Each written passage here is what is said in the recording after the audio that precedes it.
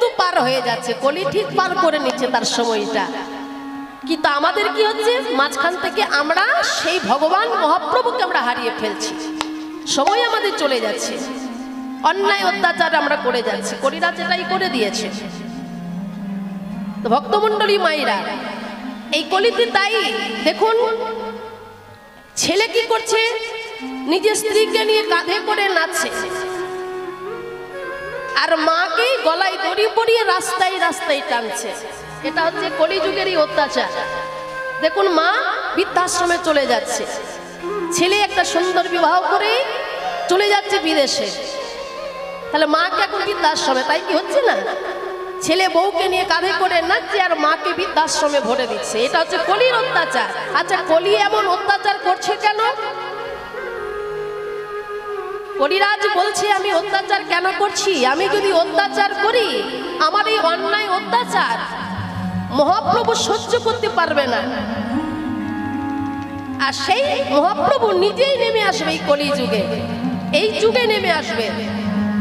একদিকে কলির জীবকে উদ্ধার করবে এই পাপ থেকে, আর কলির জীব যখন উদ্ধার হবে আর এই যুগে যখন নেমে আসবে, যুগের রাজা হলাম আমি, তাহলে আমি ঠিক পার হয়ে যাব, কলি জীব উদ্ধার হয়ে যাবে আর সেই সুযোগে আমি উদ্ধার হয়ে যাব। বুঝতে পারলেন বাবা? কারণ আমার অত্যাচার সহ্য করতে পারবে না, মহাপ্রভু চলে আসবে নেমে, কলির জীবকে অত্যাচার থেকে মুক্ত করবে, পাপ থেকে মুক্ত করবে এই নাম দিয়ে। তাই কলিতে হচ্ছে 16 নাম 32 অক্ষর সেই নাম, আর সেই সুযোগে আমি উদ্ধার হয়ে যাব। রাধে রাধে বাবা। কেন আমি উদ্ধার হয়ে যাব এবং কলির জীব উদ্ধার হবে? সেই জন্য এই যুগটাকে বলা হয় ধন্য কলিযুগ।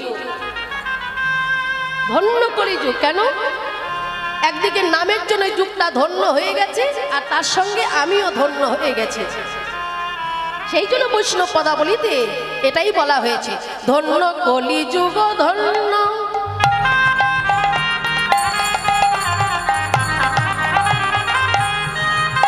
তার অবতার ধন্য, আর ধন্য কলি যুগ ধন্য,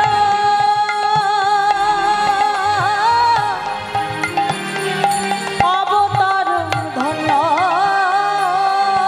তাই আবির্ভূত হলে জীবের তানিতে চৈতন্য, আবির্ভূত হলে দানিতে চৈতন্য, আবির্ভূত হলেন জীবের তানিতে চৈতন্য, আবির্ভূত হলে দানিতে চৈতন্য।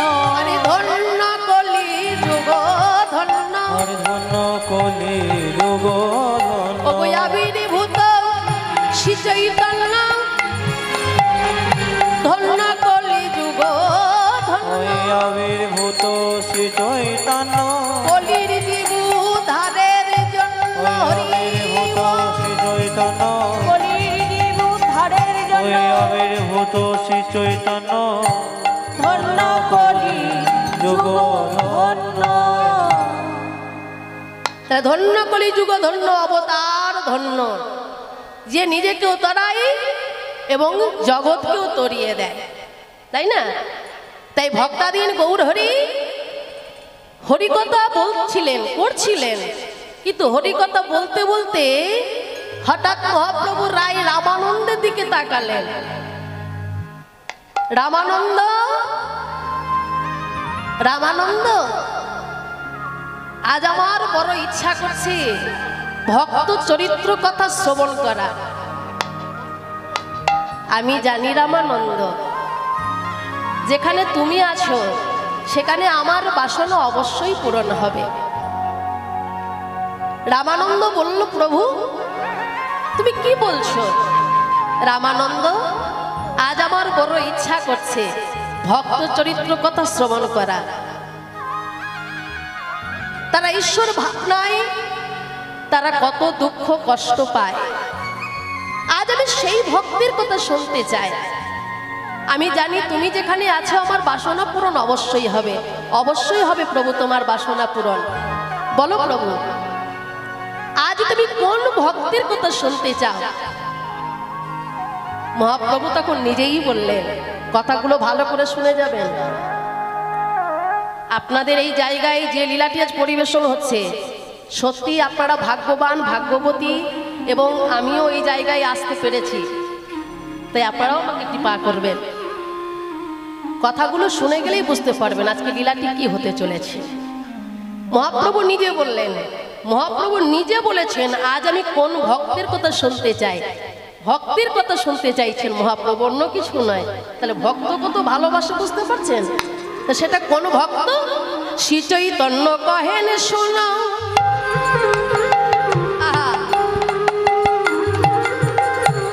রায়ে রামানন্দ,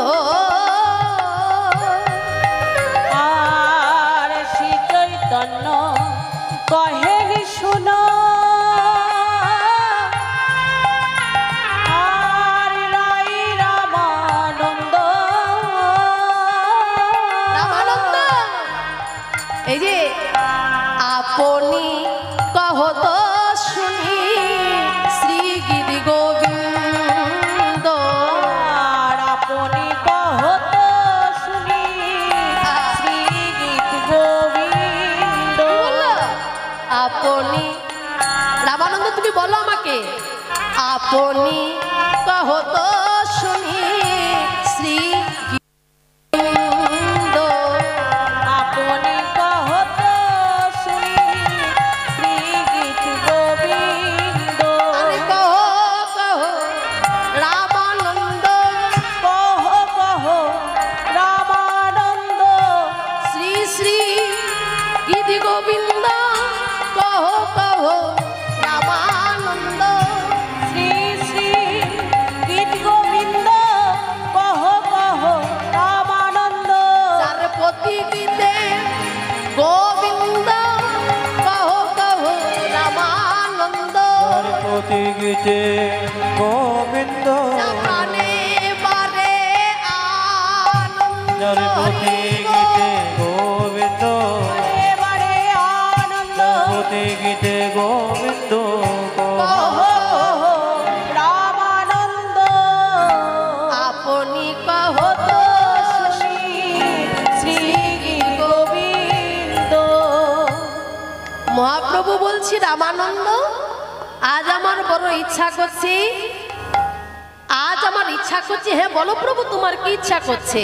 আজ আমার ইচ্ছা করছে ভক্ত চরিত্র শ্রবণ করা। কোন ভক্ত কথা? যা হলো শ্রী শ্রী গীত গোবিন্দ, প্রিয় ভক্ত আমার জয়দেব গোস্বামী এবং তার সহধর্মিনী পদ্মাবতীর কথা। কি বুঝতে পারলেন? আমরা গৌরচন্দ্রিকার মাধ্যমে আস্বাদন করতে পারছি আজকে আমাদের লীলা বিষয়টি কি হতে চলেছে। তাহলে আমার প্রিয় ভক্ত জয়দেব গোস্বামী এবং তার সহধর্মিনী, মানে তার স্ত্রী সহধর্মিনী পদ্মাবতীর কথা, আমাকে সেই ভক্তের কথা আমাকে শ্রবণ করাও। রামানন্দ বলছি, স্বয়ং জগন্নাথ নিজে আজকে ভক্তের কথা শুনতে চাইছে। ইনিই তো সব বাবা। তবে মহাপ্রভু যতটা নিজ প্রয়োজন, তার থেকে বেশি প্রয়োজন হলো এই ভক্তদেরকে শ্রবণ করানো। নিতাই গৌরে হরি হরি বল। কেন ভক্তদের শ্রবণ করাচ্ছেন? কেন মহাপ্রভু নিজে শুনতে চাইছেন, কিন্তু ভক্তদের কথা বলছেন কেন? বলছে আজকে মহাপ্রভুর নিজের যতটা প্রয়োজন, তার থেকে বেশি প্রয়োজন হলো এই ভক্তদেরকে শ্রবণ করানো। এই গীত গোবিন্দ শ্রবণ করলে কি হয় জানেন বাবা? কৃষ্ণ কৃপা হয়, কৃষ্ণ কৃপা হয়। যার প্রতি গীতে গীতে গোবিন্দ, তাহাই হচ্ছে গীত গোবিন্দ। নিতাই গৌরে হরি বল। হরি বল হরি বল। তাই বৈষ্ণব পদকবি এক পাশে দাঁড়িয়েছিলেন।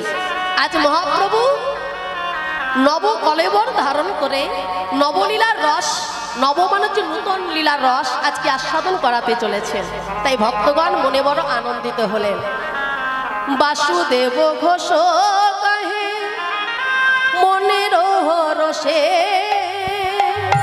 বাসুদেব ঘোষ কহে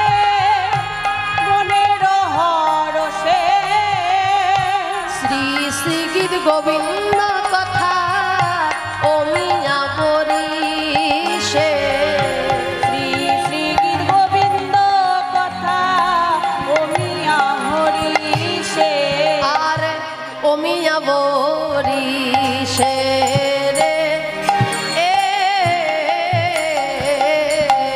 গোবিন্দ কথা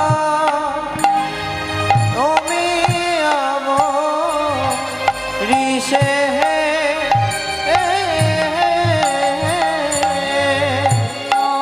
কথা অমিয়া হরিষে রে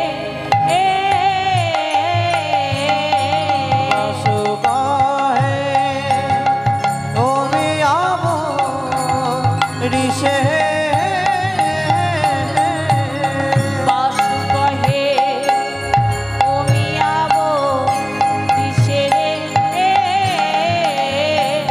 বাস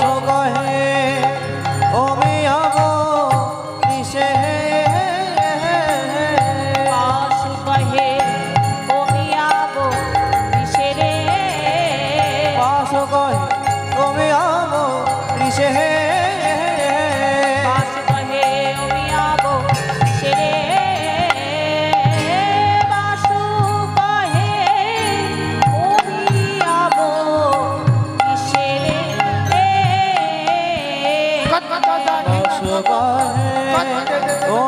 হরিষে রে বাসু কহে অমিয়া হরিষে রে বাস কহে ওমি আব ঋষে বাসু কহে অমিয়া হরিষে রে বাস কহে ওমি আব ঋষে বাস কহে ওমি আব ঋষে আর বাস কহে ওমি আব ঋষে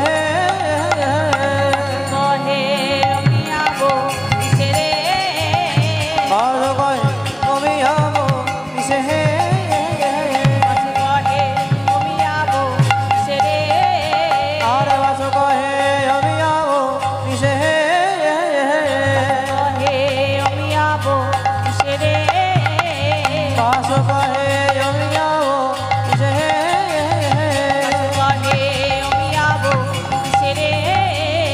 বাস কহে ওমি আব ঋষে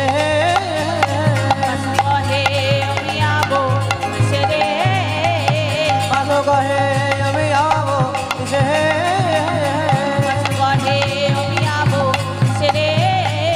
বাস কহে তুমি আব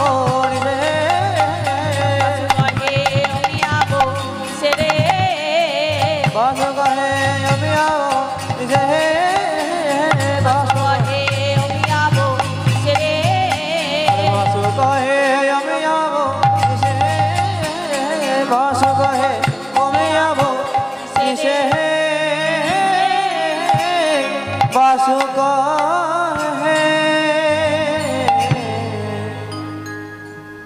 আমরা সবাই মিলে কৃষ্ণ নাম আস্বাদন করে আমরা লীলা প্রসঙ্গ কথা আমরা আলোচনা করব। আজকে আমরা থাকছি কোথায়? আজকে পুরীধামের কথা আজকে আমরা আলোচনা করব। তার মধ্যে আমরা একটু কৃষ্ণ নাম নিয়ে তারপর আমরা লীলা রস আস্বাদন করব। চলুন সবাই মিলে একবার প্রেমানন্দে নিতাই গৌর হরি হরি বল।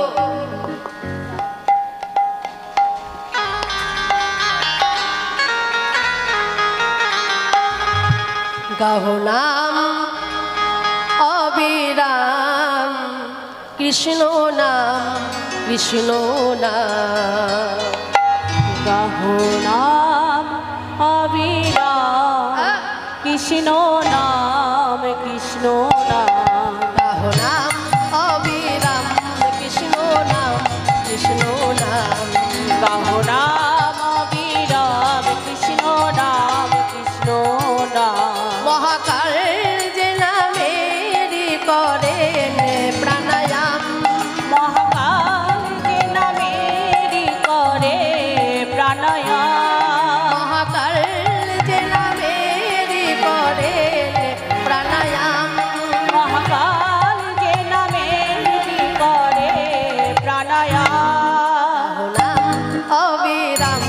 কৃষ্ণ নাম কৃষ্ণ নাম গাহো নাম অবিরাম কৃষ্ণ নাম কৃষ্ণ নাম।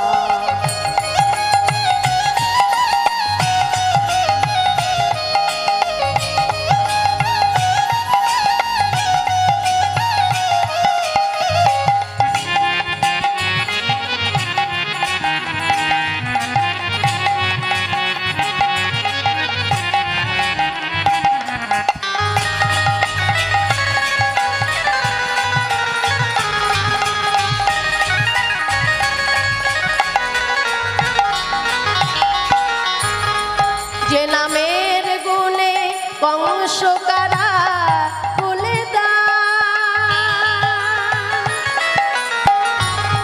কংস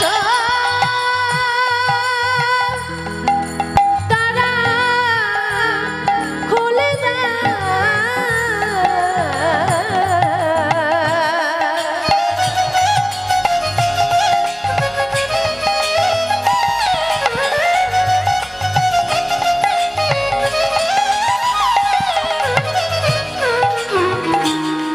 যে নামের গুণে কংস কারার খুলে দা বসুদেব যে নামেতে যমুনা হলো পার।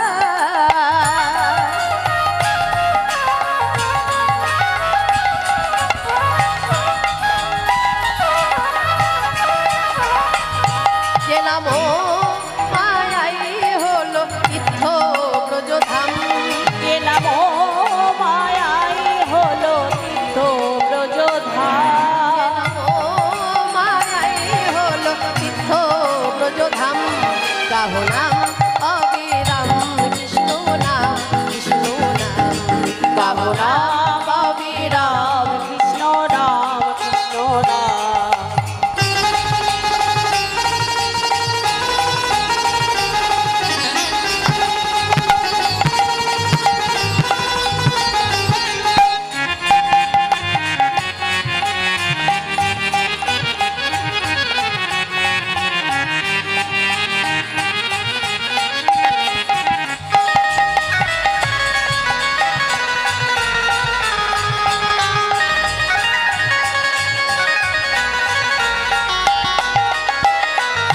দেবকীর বুকের পাশানো গলে যে নাম ধরে যশোদার কোলে।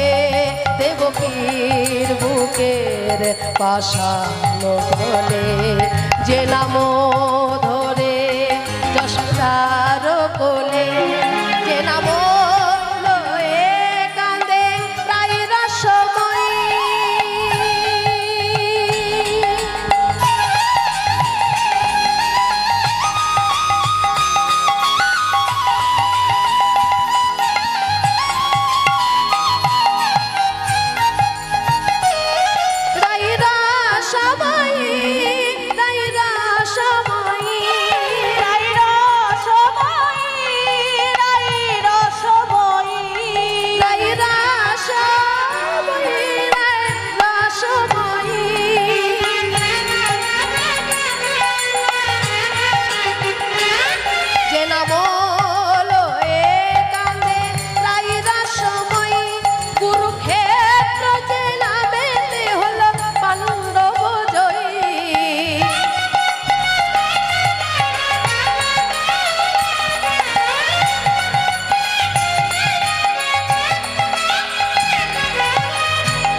গোলকের নারায়ণে বুলকের রাধা শ্যাম।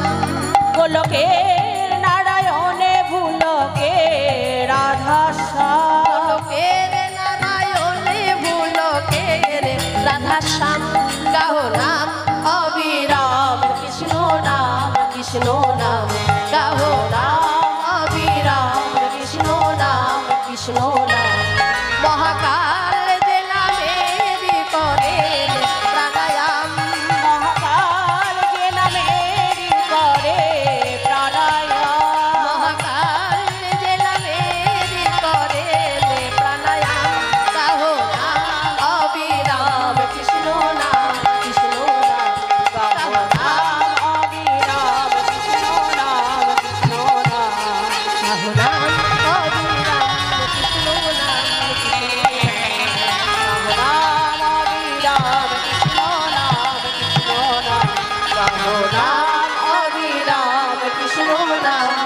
কৃষ্ণ নাম কহো না অবিরাম, কৃষ্ণ নাম কৃষ্ণ নাম।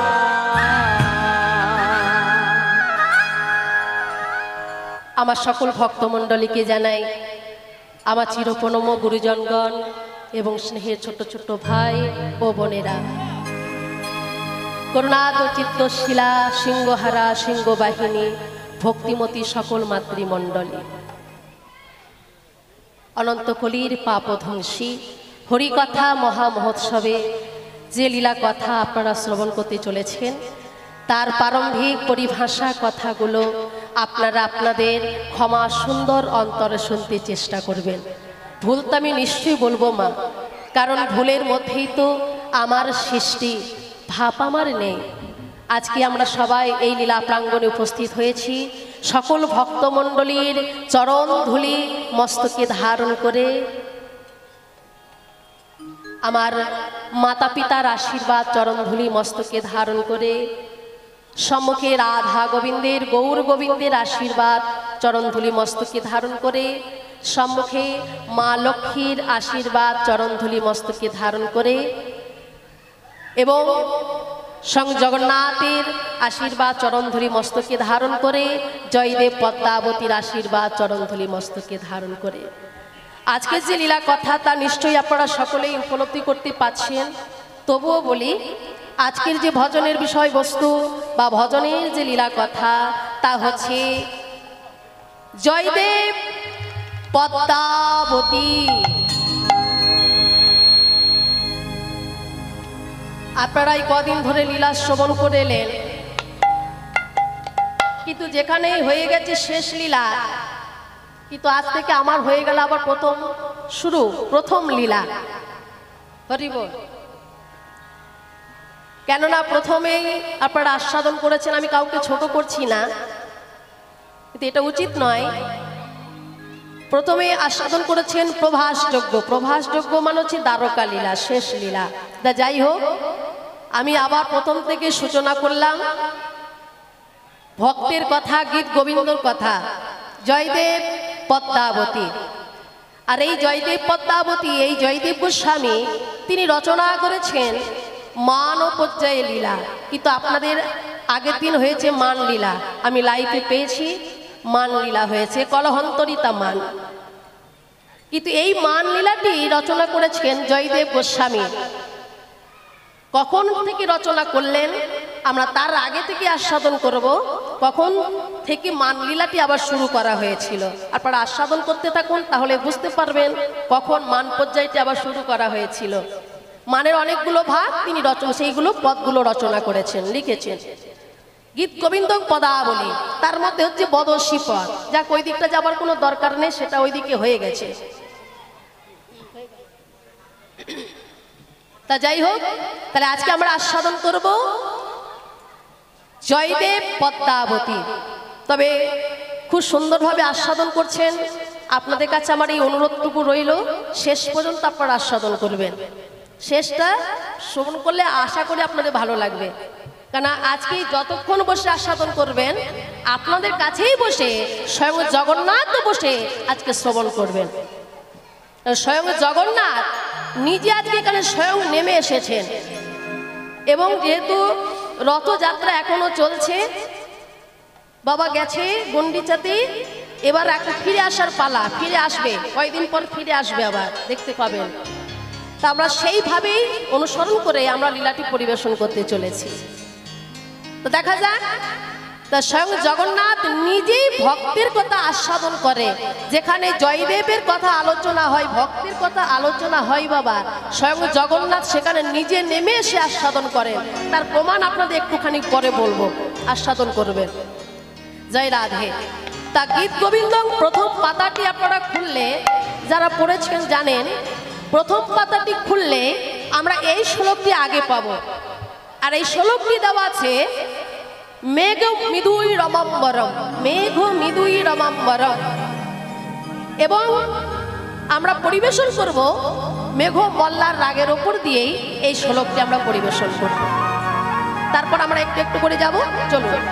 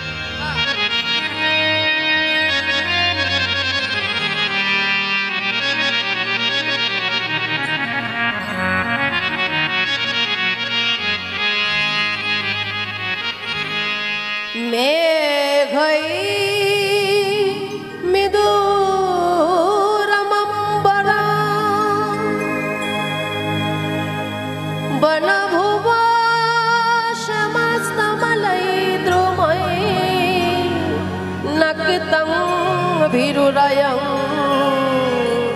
तमेव तदिमं राधे गृहं प्रापय नन्दनिदे शतश्चलितया प्रदत्त कुञ्जद्रुमयी राधा माधव जयन्ती যমুনা কূলে রহ কেলয় যমুনা কূলে রহ কেলয়